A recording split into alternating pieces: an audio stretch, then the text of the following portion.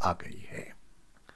مسلم league نون نے انتخابی نتائج کو تسلیم کرنے سے انکار کر دیا ہے، جبکہ پاکستان پیپلز پارٹی نے انتخابات میں دھاندلی کے الزامات عائد کیے ہیں۔ اتوار کے روز ہونے والے انتخابات میں الیکشن کمیشن نے 45 میں سے 44 نشستوں کے غیر حتمی اور غیر سرکاری نتائج کا اعلان کر دیا ہے۔ نتائج کے مطابق پی ٹی آئی نے 25 نشستوں کے ساتھ واضح برتری حاصل کی ہے، جبکہ پیپلز پارٹی 11 نشستوں کے ساتھ دوسرے نمبر پر ہے۔ مسلم لیگ نون 6 نشستیں حاصل کر سکی ہے۔ مسلم کانفرنس اور جموں و کشمیر پیپلز پارٹی کے حصے میں ایک ایک نشست آئی ہے۔ اس طرح 53 رکنی ایوان میں کسی بھی جماعت کو حکومت سازی کے لیے سادہ اکثریت یعنی 27 نشستیں درکار ہیں۔ پی ٹی آئی براہ راست 25 نشستیں حاصل کرنے کے بعد خواتین کی 5 میں سے 3 مخصوص نشستیں حاصل کرنے کی پوزیشن میں ہے، جبکہ ٹیکنوکریٹ، علماء و مشائخ اور سمندر پار کشمیریوں کے لیے مختص نشستوں پر پی ٹی آئی کی کامیابی واضح ہے۔ اس طرح پی ٹی آئی قانون ساز اسمبلی میں 31 نشستوں کے ساتھ سادہ اکثریت حاصل کر لے گی۔ افغانستان سے امریکہ کی فوج کا انخلاء آخری مراحل میں ہے۔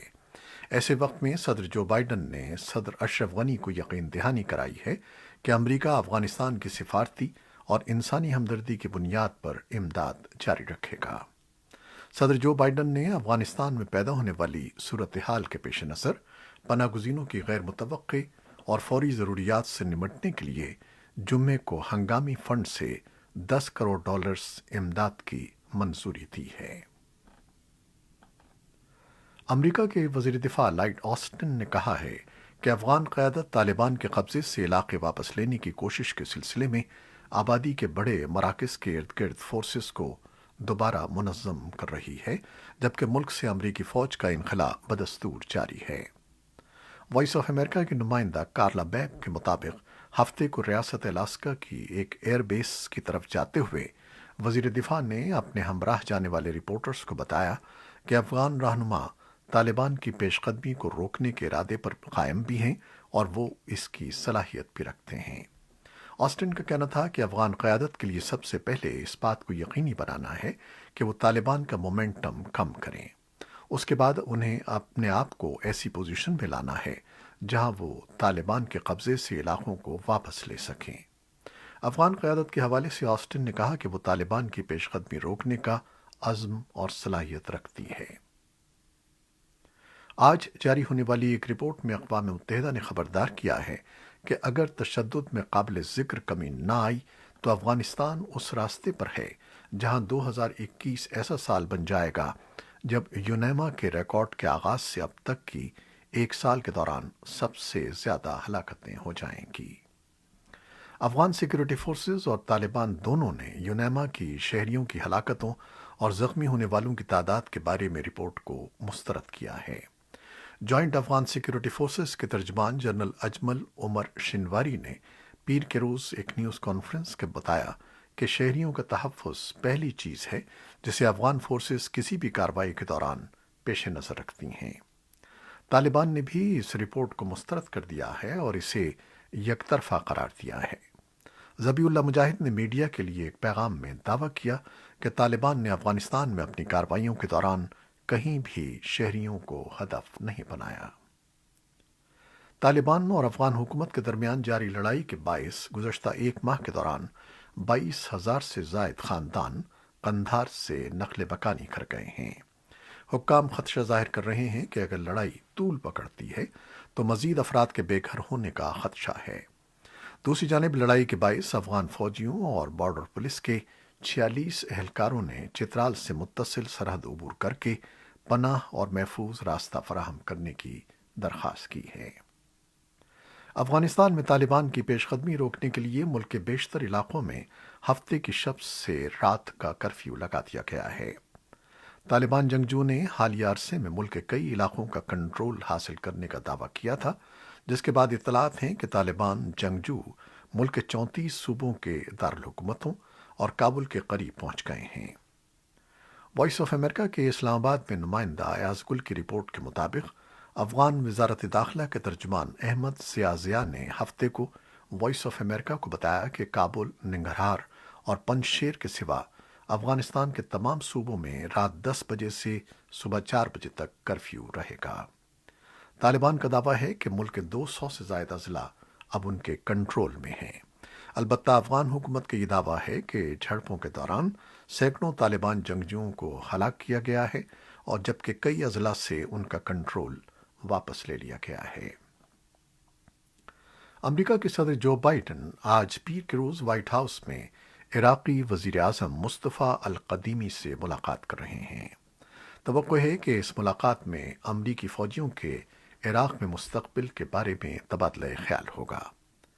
عراقی وزیر خارجہ فواد حسین نے گزشتہ ہفتے وائس آف امریکہ کی کرد سروس کو بتایا تھا کہ وہ توقع کرتے ہیں کہ دونوں فریق عراق میں امریکی لڑاکا مشن کے خاتمے پر متفق ہو جائیں گے۔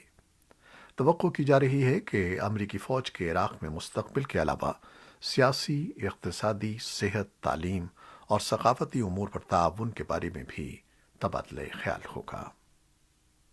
اور اب کورونا وائرس سے متعلق کچھ خبریں۔ پاکستان میں کورونا کی چوتھی لہر کی شدت میں مسلسل اضافہ دیکھا جا رہا ہے۔ سب سے زیادہ متاثر شہر کراچی میں کورونا کے مثبت کیسز کی شرح اتوار کو 24% سے بھی بلند ریکارڈ کی گئی۔ ملک میں گزشتہ 24 گھنٹوں میں مزید 2819 مریض رپورٹ ہوئے ہیں۔ ملک میں کورونا وائرس سے مزید 45 افراد انتقال کر گئے ہیں، جس سے اموات کی مجموعی تعداد 23,016 ہو گئی ہے۔